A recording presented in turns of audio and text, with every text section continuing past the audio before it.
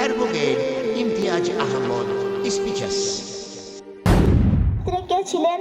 আমার চাচাতো ভাইয়ের নানি শাশুড়ির ভাইপোর ছেলে খালুদ দুলাভাই। সে সূত্রে সে আমার কে হন আমি ঠিক বলতে পারবো না বোন। কি বলছো বোন? সে তো তোমার দূর আত্মীয় হয়ে যাচ্ছে, তাছাড়াও তোমার মাহরুম ব্যক্তিও না, সেখানে তোমার যে কি লাভ তা তো বুঝলাম না। আজব তো, 8 মাস ক্যান্সারে ভোগার পর একটা মানুষ মারা গিয়েছে, সে তো চিরদিনের জন্য চলে যাবে কবরে, তার মরা মুখটা দেখবো না তা কি কখনো হয়? এখানে লাভ লোকসানের হিসেব আসে কোথা থেকে তা তো বুঝি না। আফসোস, সত্যি আমরা অনেক কিছু বুঝি না এবং বোঝার চেষ্টাও করি না। আচ্ছা বোন, তুমি বলো তো, এই যে 8 মাস অসুস্থ অবস্থায় মানুষটা পড়েছিল, তখন কি তাকে দেখতে গিয়েছিলে? তা বোন, দেখতে যাব ভাবছিলাম, কিন্তু সংসারের কাজের চাপে গরু ছাগল হাঁস মুরগি এসবের দেখাশোনাই করার কারণ জবাই হয়ে ওঠেনি।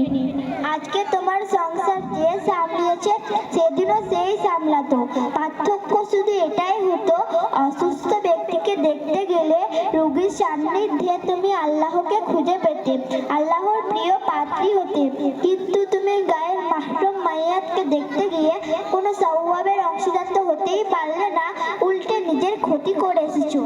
ও মা, এইখানে ক্ষতির কাজ কি করলাম আমি? বোন, আমাদের ইসলাম ধর্মে মাহরুম ব্যতীত মৃত্যু নারীর লাশ যেমন পুরুষ মানুষের দেখা না যায়, তেমনি পুরুষ মানুষের লাশ নারীর জন্য দেখাও না যায়। তাই তুমি এমন না যায় কাজে শরীক হয়ে নিজের আখিরাত নষ্ট করেছো।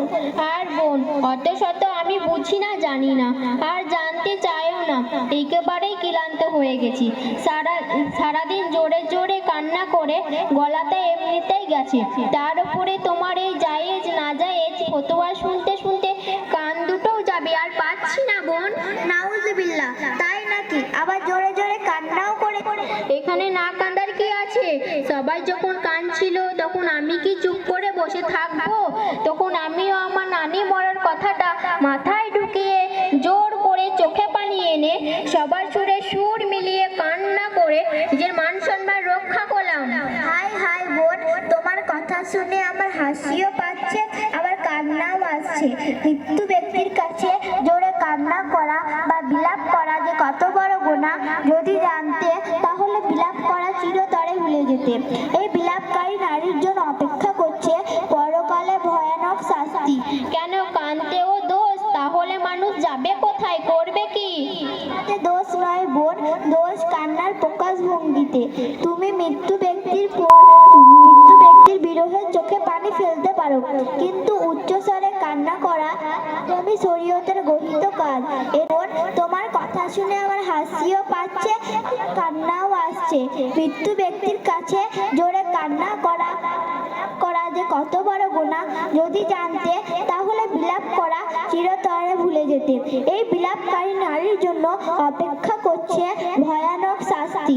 কেন কাঁদতেও দোষ? তাহলে মানুষ যাবে কোথায়, করবে কি? কান্নাতে দোষ নয় বোন, দোষ কান্নার প্রকাশ ভঙ্গিতে। তুমি মৃত্যু ব্যক্তির বিরহে চোখে পানি ফেলতে পারো, কিন্তু উচ্চস্বরে কান্না করা একদমই শরীয়তের গঠিত কাজ। এতে মৃত্যুর জন্য আল্লাহ পাককে দোষারোপ করা হয়, আল্লাহ তাআলার ফায়সালার মধ্যে অসন্তুষ্টি প্রকাশ করা হয়। তাই নাকি? কিন্তু মৃত ব্যক্তির বিরহে যদি আমাদের বুক ফেটে জোরে কান্না আসে, তখন করবে কি? বোন, এটা তো ঠিক, আল্লাহ পাক আমাদের সকলকে সৃষ্টি করেছেন এবং আমাদের নির্দিষ্ট সময় নির্ধারণ করেছেন, তাই আল্লাহ ডাককে সাড়া দিতে হবে, এটাই বাস্তবতা। আমাদের সকলকে সবর করতে হবে, সবরকারীর সঙ্গে সবসময় আল্লাহ পাক থাকেন। আমরা যদি ধৈর্য হারিয়ে উচ্চস্বরে কান্না করি, শরীয়তের সীমা লঙ্ঘন করি, তাহলে আমাদের জন্য অপেক্ষা করছে পরকালে ভয়াবহ শাস্তি। আজাবের কথা শুনে আমার খুব ভয় পাচ্ছে বোন, তা আমাকে আরো কিছু শিখিয়ে দাও যেন আমি আজাব থেকে রক্ষা পেতে পারি। কিন্তু বোন, তুমি একটু আগেই যে বললে তুমি খুব ক্লান্ত। বলেছিলাম, কিন্তু তোমার কথাগুলো শুনতে আমার খুব ভালো লাগছে। তাছাড়াও আজ রাত্রিতে রান্না বান্নার কোনো ঝামেলা নেই। জানো তো বোন, আজ যে মরা বাড়িতে গরুটা হয়েছিল দেখার মতো, আর রান্নাটাও হয়েছিল খাসা। পেট ভরে খেয়েও এসেছি। এসেছিলাম, আবার টিফিন করে বাড়ির জন্য নিয়ে এসেছিলাম। তাই তোমার কাছ থেকে নিশ্চিন্তে এইরকম ভালো কথা শুনতে মন চাইছে। কি বললে বোন? মৃত্যু বাড়ির খানা? আস্তাগফিরুল্লাহ। তুমি কি জানো না, পাড়া প্রতিবেশী, নিকট আত্মীয়, দূর আত্মীয় সবার জন্য মৃত্যু বাড়ি খানা খাওয়া একদমই অনুচিত। এতে অন্তর কঠোর হয়ে যায়, অন্তরে দুষ্টু প্রভাব পড়ে। তাছাড়াও আমাদের সকলকে সর্ব অবস্থায় এই মৃত্যু বাড়ি খানা খাওয়া থেকে কর্তব্য। তাছাড়াও আমরা আনন্দে উৎসবে গরু জবাই করি। যে বাড়িতে মানুষ মারা গেছে, যার জন্য সকলে দুঃখিত, শোকাহিত, মর্মাহিত, সেখানে এত বড় গরু জবাই করে খানা করা আশ্চর্যের ব্যাপার নয়। সত্যিই তো, এসব আগে কখনো ভেবে দেখিনি। এটাই তো ঠিক, আমরা ঈদ, বিয়ে, আকিকার ইত্যাদি উৎসবে গরু জবাই করি, কিন্তু শোক বাড়িতে এসব ঠিক কাজ বলে তো মনে হচ্ছে না বোন। আমাদের ভাবতে হবে এবং সমাজকে ভাবাতে হবে।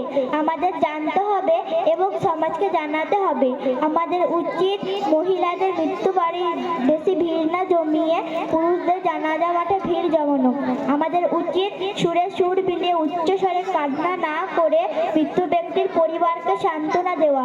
আমাদের উচিত মহিলাদের মৃত্যু বাড়ি যাওয়া নিয়ে মৃত্যু ব্যক্তির নামে কোরআন, কালিমা, দরুদ, নফল নামাজ এবং দান সৎকা ব্যাপারে সচেতন হওয়া, যাতে মৃত্যু ব্যক্তি কবরে শান্তি পায়। উচিত গরু কেনার পরিবর্তে ওই টাকা মসজিদ, মাদ্রাসা এবং গরিব মিসকিনদের দান করে দেওয়া, যাতে মৃত্যু ব্যক্তি কবরে শান্তি পায়। তোমাকে কি বলেছে ধন্যবাদ জানাবো বোন। আজ আমি অনেক কিছু জানলাম। আগামীতে ইনশাআল্লাহ এই কাজ থেকে বিরত থাকবো এবং আমার প্রতিবেশী মহিলাদেরকেও শরীয়তের বিধি নিষেধ পালন করব। আল্লাহ আমাদের সকলের তার এবং তার রসুলের বিধি নিষেধ পালন করা তৌফিক দান করুন। আমিন।